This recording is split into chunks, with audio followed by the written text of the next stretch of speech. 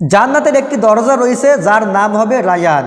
এই রায়ান নামক দরজা দিয়ে কিয়ামতের দিন শুধুমাত্র যারা রোজাদার তারাই জান্নাতে প্রবেশ করতে পারবে, আর কেউ জান্নাতে প্রবেশ করতে পারবে না। হযরত আবু হুরায়রা রাদিয়াল্লাহু তাআলা আনহু থেকে বর্ণিত, আল্লাহ রাসূল সাল্লাল্লাহু আলাইহি ওয়াসাল্লাম বলেছেন, আসিয়ামু জুন্নাহ, সিয়াম হলো ঢাল। সিয়াম ঢাল কিভাবে? ঢালের আড়ালে থেকে মানুষ যেভাবে যুদ্ধ করে, ঠিক সিয়াম যারা রাখবে, যারা রোজা রাখবে, এই রোজা কিয়ামতের দিন আগুন থেকে ঢাল হয়ে থাকবে। সুবহানাল্লাহ বলি। যারা রোজাদার, এই রোজাদার ব্যক্তি জাহান্নামে যাতে না যায় সেই কারণে সিয়াম অর্থাৎ রোজা ঢাল হয়ে থাকবে। সুতরাং সিয়াম রাখার পরে কেউ অশ্লীলতা করবে না এবং মূর্খের মতো কাজ করবে না। অর্থাৎ অশ্লীলতা করা যাবে না এবং মূর্খের মতো কাজ করা যাবে না। আপনি গালিগালাজ করা, মারামারি করা, হানাহানি করা, রক্তপাত ঘটানো, অশ্লীল বেহায়াপনা উলঙ্ঘনা কাজকর্ম করা, এগুলি সম্পূর্ণ নিষিদ্ধ সিয়াম রাখা অবস্থায়। আপনি রোজা রয়েছেন, আপনাকে যদি কোনো ব্যক্তি ঝগড়া করতে আসে, আপনি বলবেন যে আমি রোজাদার। সুবহানাল্লাহ।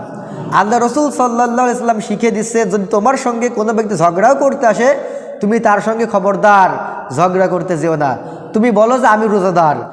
এরপর আল্লাহ রাসূল সাল্লাল্লাহু আলাইহি ওয়াসাল্লাম বলছেন, ওই সত্তার কসম যার হাতে আমি মুহাম্মদের প্রাণ, আল্লাহর সুবহানাহু ওয়া তাআলার কাছে রোজাদারের মুখের দুর্গন্ধ এটা আল্লাহর কাছে মেশকম্বরের চাইতেও বেশি পছন্দ। সুবহানাল্লাহ। রোজাদারের মুখের যে গন্ধ, এটা হলো মানুষের কাছে দুর্গন্ধ মনে হয়, কিন্তু আল্লাহর কাছে এটা দুর্গন্ধ না, এটা মিশকম্বরের চাইতেও আল্লাহর কাছে বেশি পছন্দ। সুবহানাল্লাহ। আল্লাহ রাসূল সাল্লাল্লাহু আলাইহি ওয়াসাল্লাম বলেন, আল্লাহ তাআলা বলেন, আস-সাওমু লি ওয়া আনা আজজি বিহি, সিয়াম আমার জন্য, আর সিয়াম যেহেতু আমার জন্যই রাখা হয়, সুতরাং এর প্রতিদান আমি আল্লাহ নিজ হাতে দেব। সুবহানাল্লাহ।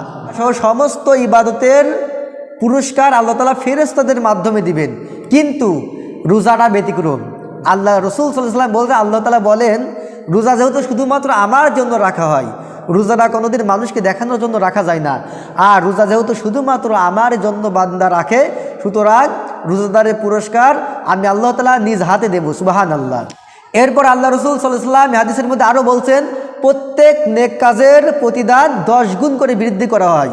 আপনি যে আমলটাই করবেন, দান করেন বা হজ করেন বা আপনার রোজা রাখেন, নামাজ পড়েন, প্রত্যেকটা ইবাদত 10 গুণ করে বাড়িয়ে দেওয়া হয়। রোজাটাও ঠিক এরকমভাবে 10 গুণ পর্যন্ত আপনার বৃদ্ধি করা হবে। সুবহানাল্লাহ।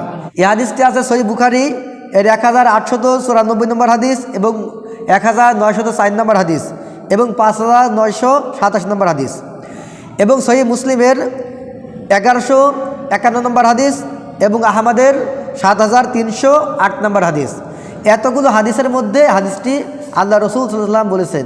এরপরে রোজাদারের জন্য রয়েছে রায়ান, অর্থাৎ যারা রোজাদার তাদের জন্য আলাদা জান্নাতে একটি দরজা থাকবে। সুবহানাল্লাহ।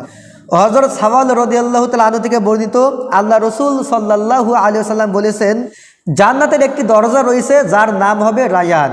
এই রায়ান নামক দরজা দিয়ে কিয়ামতের দিন শুধুমাত্র যারা রোজাদার তারাই জান্নাতে প্রবেশ করতে পারবে, আর কেউ জান্নাতে প্রবেশ করতে পারবে না।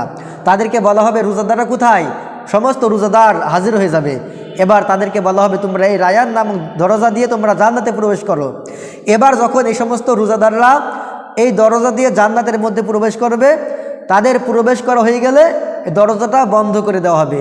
অর্থাৎ এই দরজা দিয়ে শুধুমাত্র স্পেশালভাবে যারা সিয়াম পালন করবে, দুনিয়ার বুকে রোজা রাখবে, তারাই জান্নাতে প্রবেশ করতে পারবে, আর কোনো ব্যক্তি এই দরজা দিয়ে প্রবেশ করতে পারবে না। সুবহানাল্লাহ। এই হাদিসটা আছে সহিহ বুখারী এর 1896 নম্বর হাদিস এবং 3257 নম্বর হাদিস এবং সহিহ মুসলিমের 1152 নম্বর হাদিস। এরপরে যখনই রমজান মাস আসে, তখন জান্নাতের সমস্ত দরজাগুলি খুলে দেওয়া হয়। সুবহানাল্লাহ। হযরত আবু হুরায়রা রাদিয়াল্লাহু তাআলা থেকে বর্ণিত, আল্লাহ রাসূল সাল্লাল্লাহু আলাইহি ওয়াসাল্লাম বলছেন, যখনই রমজান মাস আগমন করে, তোমাদের মাঝে রমজান মাস আসে, তখন জান্নাতে যে দরজাগুলি রয়েছে, জান্নাতের দরজাগুলি খুলে দেওয়া হয়। সুবহানাল্লাহ। এটি সহিহ বুখারী এর 1898 নম্বর হাদিস। আল্লাহ রাসূল সাল্লাল্লাহু আলাইহি ওয়াসাল্লাম সেম একই হাদিস আরেকটি বলছেন, হযরত আবু হুরায়রা রাদিয়াল্লাহু তাআলা থেকে বর্ণিত, তিনি বলেন, আল্লাহ রাসূল সাল্লাল্লাহু আলাইহি ওয়াসাল্লাম বলেছেন, রমজান মাস আসলে আসমানের দরজাগুলি খুলে দেওয়া হয়। আগের হাদিসটি ছিল জান্নাতের দরজা খুলে দেওয়া হয়, আর এই হাদিসের মধ্যে বলছেন, যখনই রমজান মাস আসে তখনই আসমানের দরজাগুলি খুলে দেওয়া হয়। এবং জাহান্নামের সব দরজাগুলি বন্ধ করে দেওয়া হয় এবং ইবলিস শয়তানকে শিকল দ্বারা বন্দি করা হয়, শিকল দ্বারা বাঁধা হয়। এই দুইটা হাদিস আমরা যেটা বুঝতে পারলাম, আল্লাহ রসুল সাল্লাল্লাহু আলাইহি ওয়াসাল্লাম বলছেন রমজান মাস যখন তোমাদের মাঝে আগমন করে তখন জান্নাতের দরজা খোলা হয় এবং আসমানের দরজাগুলি খোলা হয় এবং জাহান্নামের দরজাও বন্ধ করে দেওয়া হয়। শুধু তাই না, এবং ইবলিস শয়তান এবং জিন শয়তান যারা রয়েছে এই সমস্ত শয়তানগুলোকে শিকল দ্বারা বন্দি করে দেওয়া হয়। সুবহানাল্লাহ। যাতে করে ইবলিস শয়তান মানুষকে ধোঁকা দিয়ে বোকা বানিয়ে গুমরা না করতে পারে, এই কারণে ইবলিসকে শিকল দ্বারা বন্দি করা হয়। সুবহানাল্লাহ। এই হাদিসটা আছে সহিহ বুখারী এর 1899 নম্বর হাদিস। যে ব্যক্তি রোজা রয়েছে, রোজা থাকার সত্ত্বেও ওই ব্যক্তি মিথ্যা বলা ছাড়তে পারলো না, পাপ কাজ করা ছাড়তে পারলো না, ওই ব্যক্তির রোজা রেখে শুধুমাত্র না খেয়ে থাকাটাই হবে, ওই ব্যক্তি আল্লাহর কাছে কোনো প্রতিদান পাবে না।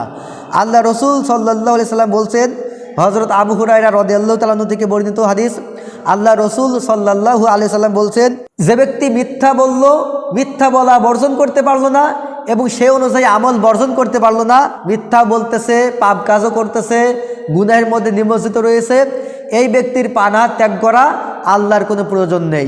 ওই ব্যক্তি আল্লাহর কাছ থেকে কোনো নেকি সে পাবে না, কারণ সে রোজা রয়েছে, সিয়াম রয়েছে, কিন্তু মিথ্যা বলছে, গীবত করছে, পরনিন্দা করছে, ঝগড়াঝাটি করছে এবং বিভিন্ন রকম গুনাহের মধ্যে নিমজ্জিত রয়েছে। আর যারা এইরকমভাবে বিভিন্ন রকম গুনাহ ত্যাগ করতে পারলো না, যারা মিথ্যা বলা পর্যন্ত ছাড়তে পারলো না, এই ব্যক্তির পানাহার করা শুধুমাত্র না খেয়ে থাকাই হবে। আল্লাহ সুবহানাহু ওয়া তাআলার কাছে কোনো রকম পুরস্কার তারা পাবে না, আল্লাহর কাছে কোনো নেকি তারা পাবে না। এই হাদিসটা আছে সহিহ বুখারী এর 1903 নম্বর হাদিস এবং 6057 নম্বর হাদিস। এতগুলো হাদিসের মধ্যে এই হাদিসটি বর্ণনা করা হয়েছে। গত দিনেও যে হাদিসটি পেশ করেছিলাম সেই হাদিসের মধ্যে আল্লাহ রসুল সাল্লাল্লাহু আলাইহি সাল্লাম বলছেন, এই হাদিসটিও হযরত আবু হুরায়রা রাদিয়াল্লাহু তাআলা থেকে বর্ণনা করছেন। তিনি বলেন, আল্লাহ রসুল সাল্লাল্লাহু আলাইহি সাল্লাম বলেছেন, মান সামা রমাদান ঈমানাও ইহতিসাবান গুফিরা লাহু মা তাকদ্দামা মিন যামবিহি। যখন রমজান মাস আসে, মান সামা রমাদান, রমজান মাস আসে, রমজান মাসে যে ব্যক্তি সিয়াম পালন করবে, রোজা রাখবে, ঈমানাও ইহতিসাবান, ঈমানের সাথে এবং সওয়াবের আশায়, গুফিরা লাহু মা তাকদ্দামা মিন যামবিহি, আল্লাহ রসুল সাল্লাল্লাহু আলাইহি সাল্লাম বলছেন তার জীবনের সমস্ত গুনাহগুলি আল্লাহ মাফ করে দিবেন। সুবহানাল্লাহ। আর এখানে সমস্ত গুনাহগুলি মাফ করে দিবেন বলতে শুধুমাত্র বোঝানো হয়েছে সগীরা গুনাহ, সগীরা গুনাহ সব আল্লাহ মাফ করে দিবেন, কিন্তু কবিরা গুনাহগুলি মাফ হয় না। কবিরা গুনাহ যদি মাফ করে নিতে হয় আল্লাহর কাছে, তাহলে তাওবা করতে হবে। আপনি যদি তাওবা করতে পারেন আল্লাহর কাছে, নিজেদের গুনাহগুলি আল্লাহর কাছে স্মরণ করে লজ্জিত হন, গুনাহগুলি আল্লাহর কাছে বলেন, মাফ চান, আল্লাহর কাছে তওবা করেন, পরবর্তীতে ভবিষ্যতে গুনাহ না করার পরিকল্পনা করেন, ইনশাআল্লাহ তাহলে কবিরা গুনাহ আল্লাহ তাআলা মাফ করে দিবেন। সুবহানাল্লাহ।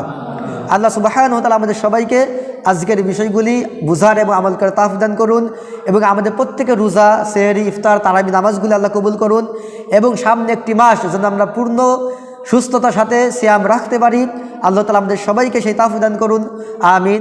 আপনারা যারা আমাদের আলোচনাগুলি সম্পূর্ণ শোনেননি, আপনারা অবশ্যই আমাদের ইউটিউব চ্যানেল আছে, আমাদের ইউটিউব চ্যানেলটি সাবস্ক্রাইব করে রাখবেন, ইউটিউব থেকে আপনারা দেখে নেবেন এবং ফেসবুক যে পেজ রয়েছে আপনারা সেই পেজটা ফলো করে রাখবেন, যাতে করে কোনো দিন যদি আপনি মিস করেন, আসতে না পারেন, তাহলে ফেসবুক থেকে বা ইউটিউব থেকে আপনারা যাতে এগুলি দেখতে পারেন।